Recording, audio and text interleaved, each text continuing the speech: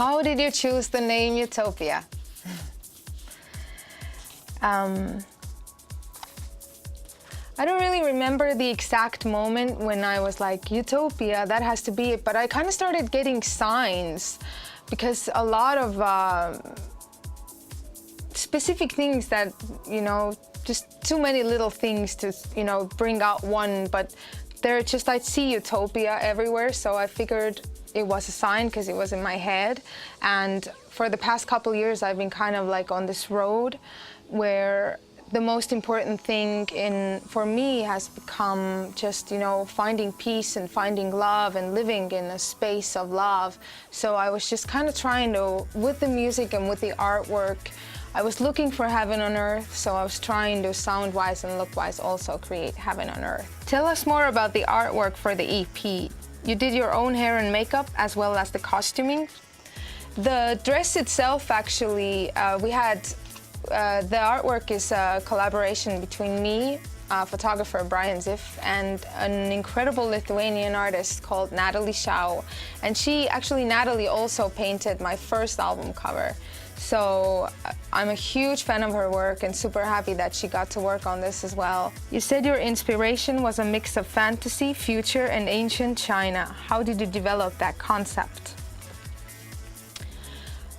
You know, it's most of the time when I create visuals, it's just like I see this thing in my head and it's almost like really hard to pick out all these different colors and shapes that I see. So it's not like I really developed that concept. I had an idea of what Utopia looks like and what the colors were and like what the sensibilities were. So I don't know, it just kind of comes from somewhere and then we just try to make it real. Which song are you most excited to perform live?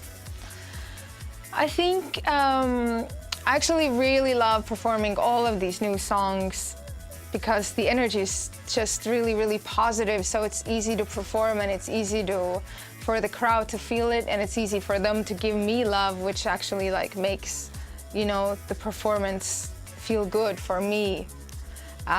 So I think maybe Can't Control the Kids is my favorite song to perform because it's just like really badass. You collaborated with people like Tidy. What other artists would you love to collaborate with?